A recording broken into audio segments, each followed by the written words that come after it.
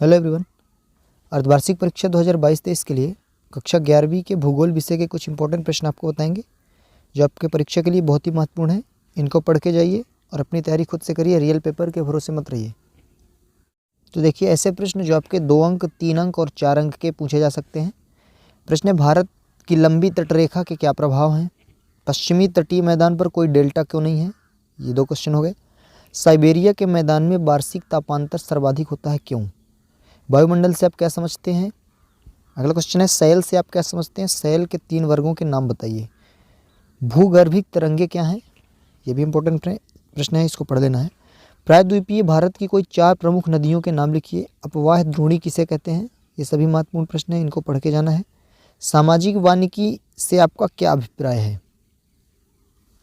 अगला है, वन्य जीव संरक्षण के 2 उपाय लिखिए। भारत का अक्षांशीय एवं देशांतरीय विस्तार लिखिए। भारत में नदियों को आपस में जोड़ने के लिए सामाजिक आर्थिक लाभ क्या है? अगला क्वेश्चन देखेंगे, भूकंप के कोई 2 प्रकारों को समझाइए। वर्षण के प्रकारों के नाम लिखिए। सापेक्ष आर्द्रता की व्याख्या कीजिए। ओस किसे कहते हैं? ये सभी इंपॉर्टेंट प्रश्न हैं। पृथ्वी पर तापमान का असमान वितरण किस प्रकार जलवायु और मौसम को प्रभावित करता है?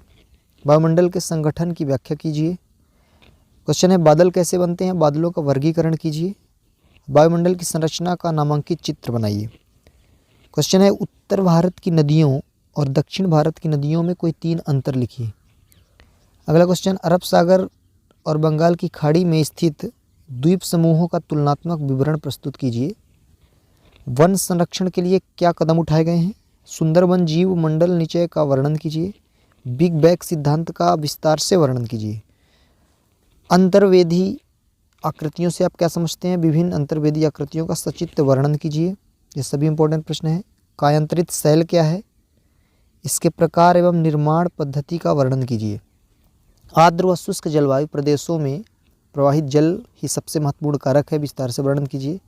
मानचित्र पर दर्शाना है कर्क रेखा, नर्मदा नदी, दिल्ली, बंगाल की खाड़ी, थार का मरुस्थल। आपको इंडिया का नक्शा मिलेगा भारत का, जिसमें आपको ये दर्शाना है। तो ये कुछ इंपॉर्टेंट प्रश्न थे आपके 2 अंक, 3 अंक वाले। 5 अंक के प्रश्न आपकी परीक्षा में नहीं पूछे जाएंगे, पहले 5 अंक के प्रश्न पूछे जाते थे। और ये जो आपके पेपर दिखाया गया है, आपको जो क्वेश्चन बताए गए हैं, ये केवल इंपॉर्टेंट प्रश्न है, रियल पेपर नहीं है। और रियल पेपर के भरोसे आपको रहना भी नहीं चाहिए, अपनी तैयारी आपको खुद से करनी चाहिए। कुछ ऐसे प्रश्न देखिए जो आपके 1 अंक में आते हैं, वस्तुनिष्ठ, सही विकल्प, खाली स्थान, उनको भी देख लीजिए। तो देखिए, सही विकल्प चुनिए में प्रश्न है, निम्नलिखित में से किस विद्वान ने भूगोल शब्द का प्रयोग पहले किया था? निम्नलिखित में से किस देश की सीमा भारत के साथ सबसे लंबी स्थलीय सीमा है? कौन भूगर्भ की जानकारी का प्रत्यक्ष साधन है?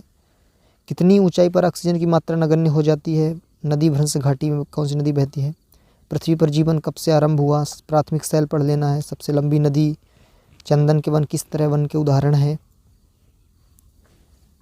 सही जोड़ी मिलाइए में देख सकते हैं किस तरह के प्रश्न आपकी परीक्षा में आते हैं, पूछे जाते हैं। एक शब्द वाक्य उत्तर देख लीजिए।